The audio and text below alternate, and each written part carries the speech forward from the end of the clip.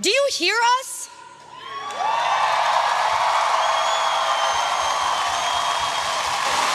Harvard, do you hear us?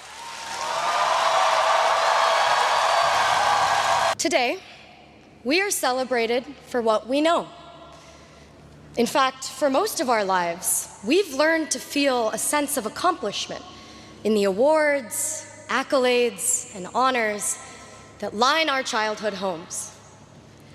How much we know and how we leveraged it got us far. It got us here. But today, I want to convince you of something counterintuitive that I've learned from the class of 2024. The power of not knowing. I grew up in the Great Plains of Nebraska, alongside cattle ranches and cornfields. As the eldest daughter of South Asian immigrants, I was the first in my family to attend college here in the US.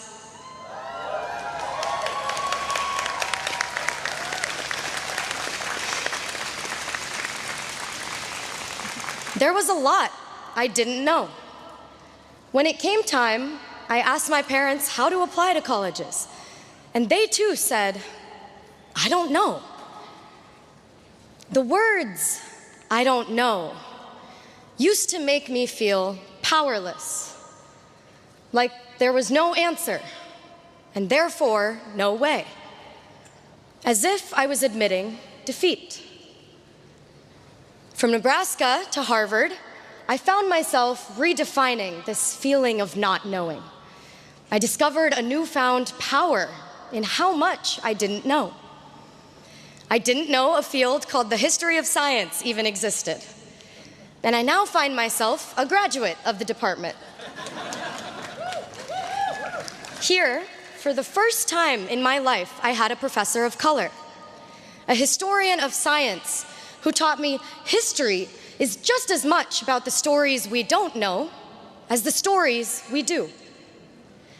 In the history of science, we often look for what is missing, what documents are not in the archives, and whose voices are not captured in history. I've learned silence is rarely empty, often loud.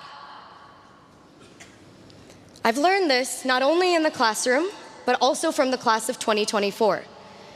In reflecting on our collective moments at Harvard, I've realized it's the moments of uncertainty from which something greater than we could have ever imagined grows.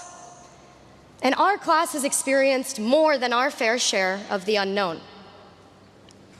In our first year, during COVID, we didn't have Annenberg to meet 100 people in an hour and walk out remembering 5 names. What did we do? Hefes became the new Annenberg, and we learned to connect differently, building quality over quantity in our friendships. In our sophomore year, Roe v. Wade was overturned, and there was, and still is, in many parts of the country, an omnipresent uncertainty in accessing reproductive health care.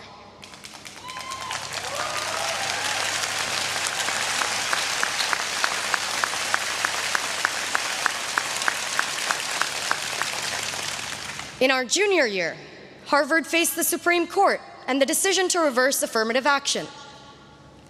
Whether we realize it or not, we've been swimming in uncharted waters.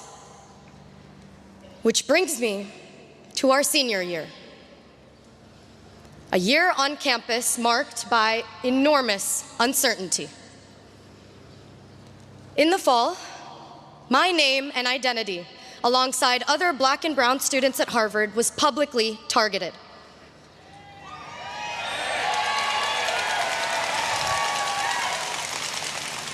For many of us students of color, doxing left our jobs uncertain, our safety uncertain. This semester, our freedom of speech and our expressions of solidarity became punishable.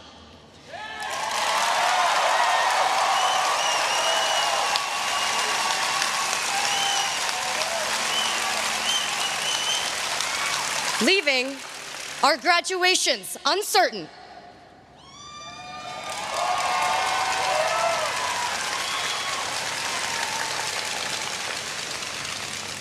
As I stand before you today, I must take a moment to recognize my peers, the 13 undergraduates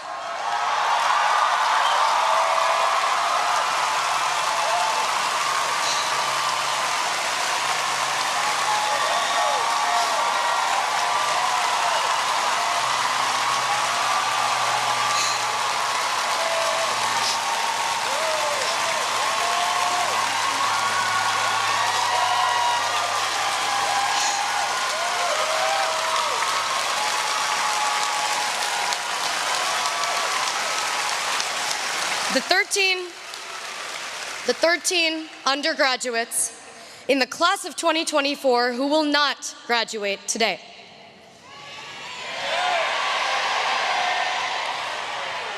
I am deeply disappointed by the intolerance for freedom of speech and the right to civil disobedience on campus.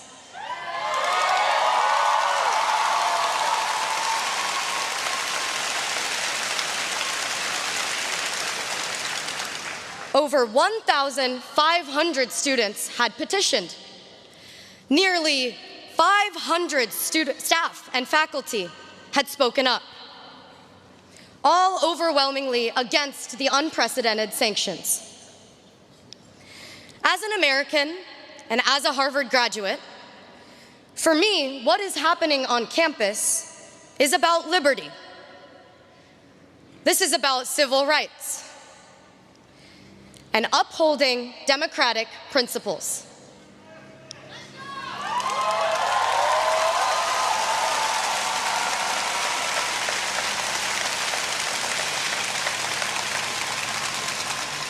The students had spoken. The faculty had spoken.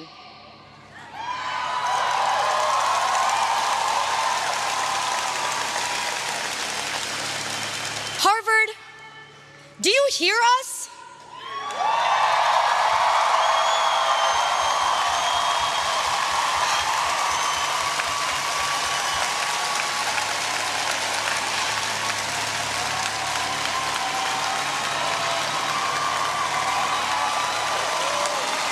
Harvard, do you hear us?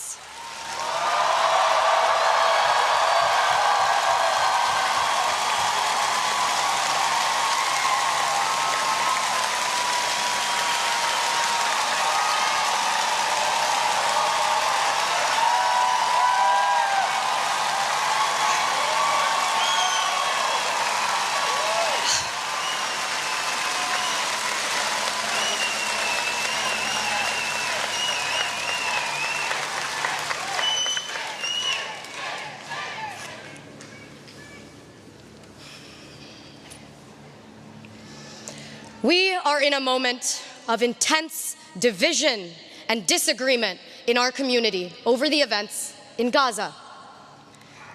I see pain, anxiety, and unrest across campus. But it's now, in a moment like this, that the power of not knowing becomes critical. Maybe we don't know what it's like to be ethnically targeted.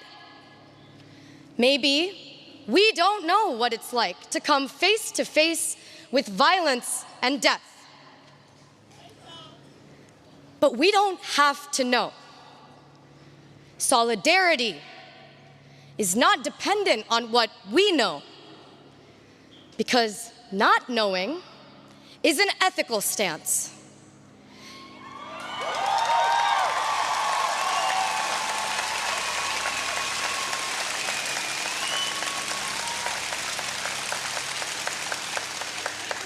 It creates space for empathy, humility, and a willingness to learn. I choose to say, I don't know, so I'm empowered to ask, to listen. I believe an important type of learning takes place, especially in moments of uncertainty, when we lean into conversations without assuming we have all the answers.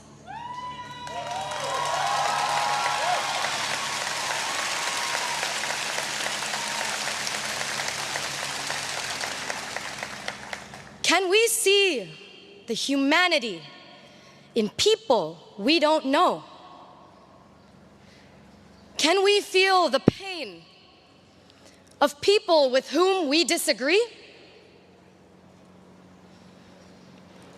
As we graduate, what we know, our material knowledge, may not matter so much anymore. The truth is, it's what we don't know and how we navigate it that will set us apart moving forward. Uncertainty is uncomfortable, but I encourage you to dive into the deep end of discomfort, engage with the nuances,